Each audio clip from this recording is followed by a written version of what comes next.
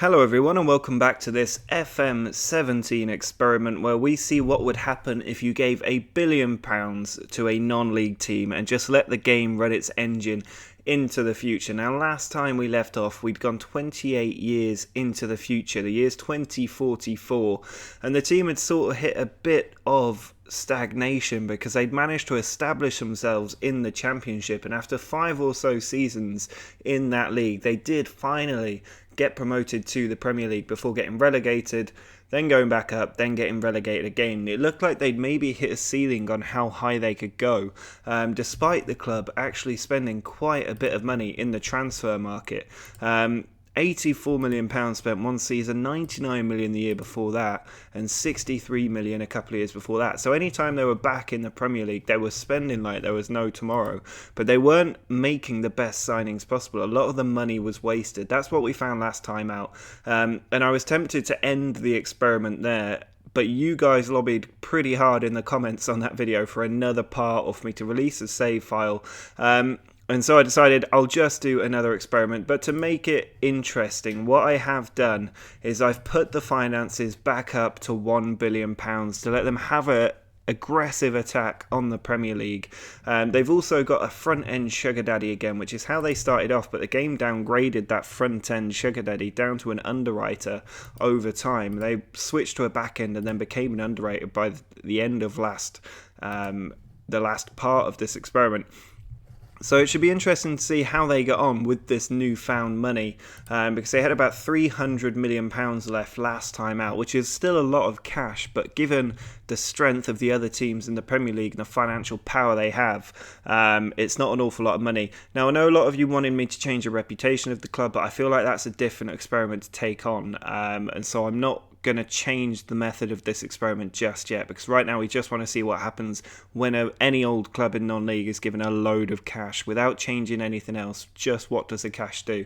So we're going to go forward a few years in time now, see if this extra injection of cash is making any difference to the club and if they can progress from where they left off before.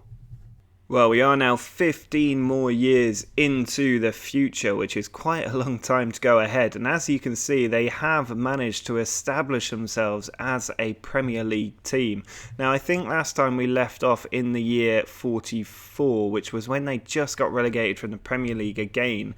But they did manage to win the Championship the very next season and get them up into the Premier League, where they've been ever since. And they've not progressed too far. They've yet to win the Premier League title, but after a bit of time flirting towards the bottom end of the table, they did manage to finish 12th and then break into the top half, finishing 5th in the league, back down in 11th, but since then they've been finishing 5th, 7th, 5th, 6th, 4th, 3rd and 6th. So a couple of years they have qualified for the Champions League, which is quite remarkable for the club. They're currently managed by Timothy Fosu-Mensah, which is quite interesting. Some of the wonder kids of the original game are now becoming the long-term managers of big clubs, and it's fair to say they've got a worldwide reputation now. They are rich and they are in the Champions League again, so they're doing very well. Their stadium expanded to 28,000, but let's just have a quick look at how much money they spent to get here. You can see their reputation is now nearly maximum, so they must have won some competitions to get to that point. Club attendance, though, still not that high, which is quite surprising. They're down to £300 million, so they've spent about £700 million just to break into the top 4 from the Championship. Once again, the game has removed their sugar daddy, but I think that's to do with the ownership structure of the club. Because they're owned by the fans and they have a general manager, it's impossible for that general manager to keep his tenure for too long. So as a new general manager comes in, the club might not be bankrolled in the same way. I think that's why the style of ownership changes in terms of whether they're a sugar daddy or not. But let's have a quick look at their transfer history. This is where the money will have been spent. You can see they've not spent much so far this summer, but £98 million last year, £113 million the year before that. Nothing the year before that is quite interesting. But then £153 million, so I assume this is something to do with financial fair play. They may well have been put under embargo. But £153 million, £255 million spent on players. That's absolutely crazy. 37 the year before that, 118, £265 million again, bringing in some huge transfers. But you can see the financial fair play definitely having an impact as they limit the amount of money going in and out. In the 49-50 season, they actually made a £70-odd million profit, selling Nicky McGill to Real Madrid for £85 million. He is still playing. He's 35 years old now, long time in La Liga, but an excellent record. Look at that average rating in Spain, and a good time in the Premier League as well with FC United of Manchester. So that's a huge deal for him. Has he still got decent stats? The stats are still decent for a 35-year-old. He's still playing. 96 caps for his country is not bad either, for England as well. So that's not bad. They've generated a £85 million player that the club had. £300 million spent this season. The money really did start to flow with the sugar daddy and the extra £1 billion in the bank. Not extravagant signings. 40 million the most they spent that year. 41 rather for Trevor Coates from Norwich. But really pumping out the cash. And now we're getting back to the point of where we started. So I think that this was their first season back in the Premier League, and they spent £272 million. So you can see they are bringing money back in by having transfers go out, like the £84 million from McGill. £52 million for Cerner here, alongside 45 and £33 million signings. So I think the fair play is the thing that really comes into impact the club. Every 2-3 years they drop the amount they spend down to £5 million, and then they go and spend £265 million again. And you can see 255, 153, and then nothing. So they were clearly hit with a transfer embargo on this season. Sorry if the audio cut out there, that's because I accidentally showed a few spoilers for what was to come in trying to find the next screen. There's not a way for me to see if the club was hit with financial fair play without ruining what was the next surprise. So what we're going to do next is take a look at how they performed in their seasons. We know they didn't win the league, so I think the most exciting way to see what else they got up to is by looking at each season in turn and seeing how far they got in different competitions if they managed to win them.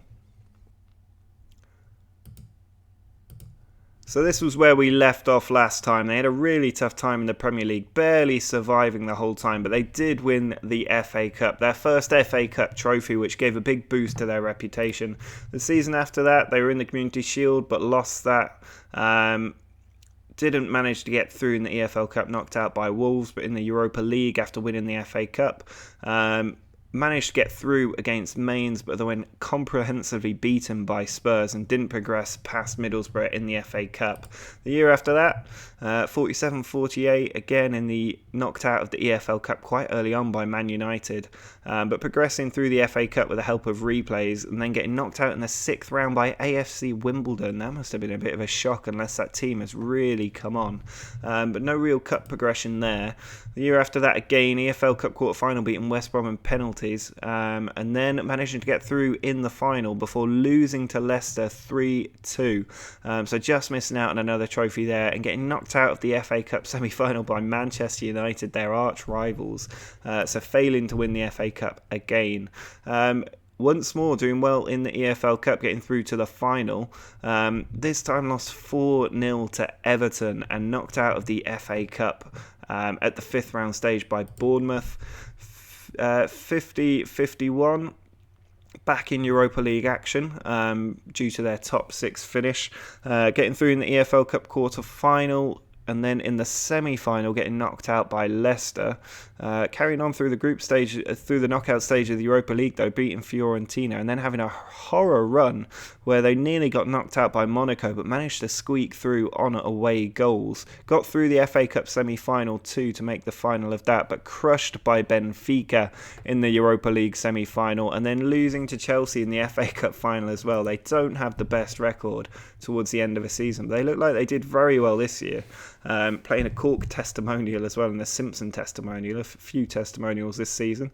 Through in the EFL Cup and the FA Cup, knocked out by Liverpool in the EFL Cup, and then managed to get into the FA Cup semi-final. The game was glitched on me. If we go back, we can see how they did in the final. They did win the FA Cup final for the second time, winning it 3-0 against Aston Villa, which meant they were back in the Europa League again. And if we scroll down, we'll see they did get through their group, I think. Knocked out of the FA Cup and the EFL Cup, though. Liverpool in the EFL Cup, Chelsea in the FA Cup third round. Through against Mainz in the Europa League before being knocked out by Monaco in the Europa League. So again, no cup success there.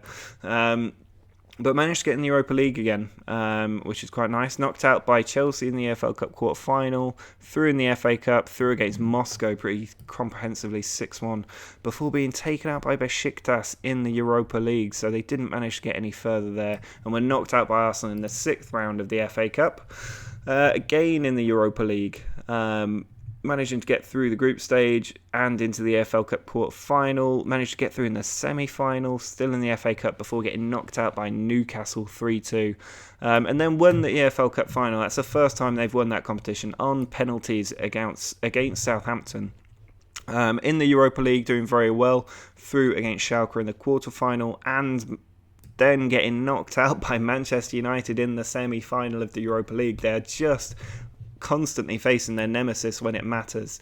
This season, yet again in the Europa League, still failing to break into that top tier of the competition at the moment.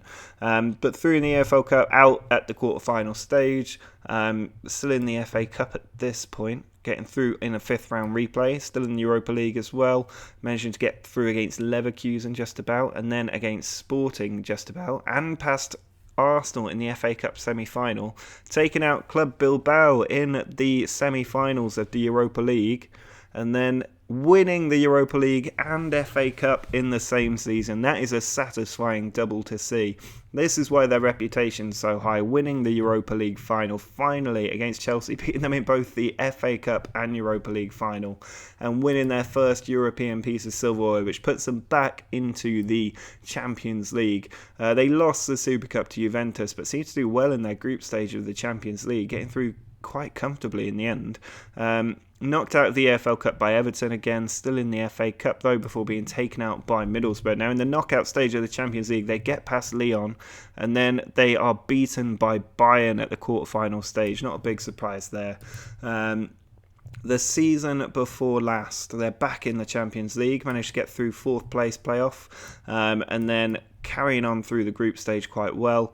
Knocked out by United again in the EFL Cup, and knocked out by West Ham in the FA Cup, but then they take on Sporting and get through in their first knockout round, then lose to Bayern in the quarter-final again, still not able to get past Bayern. And then last season, still in the Champions League, into the semi-finals of the EFL Cup before getting taken out by Man City.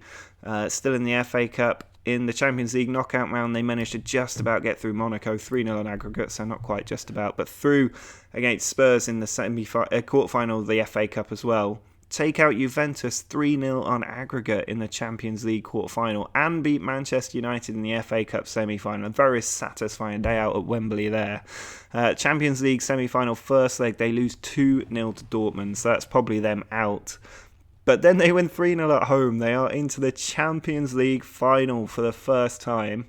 Still in the Premier League race, but then lose the FA Cup final before winning the Champions League final against Manchester United. Of all clubs, they beat Manchester United 2-0 in the FA Cup final. They had a man sent off after 7 minutes, went down on 21, down on 50, and managed to win the cup. That red card, no doubt, having an enormous effect on the game. In front of nearly 70,000 fans, they beat Manchester United at the Allianz Arena 2-0 to win their first European Cup. And even though they've never managed to win the Premier League, I think that would only be a matter of time. Winning the Champions League is a big one. That's why their reputation is so high. And I think actually now the Premier League is the only competition they haven't won as a club, because they've won the Europa League, won the Champions League, won the FA Cup, EFL Cup, Community Shield. I don't think they've got a Community Shield actually. but they've won all of the major competitions except for the Premier League at this point, so they've done very, very well. If we have a look at the Premier League, just a quick look at how that is doing. They are currently 7th, waiting for the new season to kick off. Other teams of note in there, Ipswich are in there, but otherwise it's pretty much as it has been and as you would expect it to be. Teams like Brentford in there, maybe a bit of a surprise, in Cardiff as well. But otherwise, it's almost the same as it was before, except for FC United of Manchester, who could well win the league in this season. The current holders are United, who they just beat in the Champions League final. So they've done very, very well. There's no doubt about that. They've become a very developed club and champions of Europe to boot, beating Manchester United in the final. So that is genuinely going to be the end of this experiment, because I don't think you can top that. I don't think winning the league will be as satisfying as winning the Champions League final against Manchester United. So the experiment will end here. I hope you have enjoyed it. Drop a like on the video if you have. Make sure to subscribe as well if you want to see more experiments. I put out about 2 or 3 videos a week on experiments. But until next time, see ya.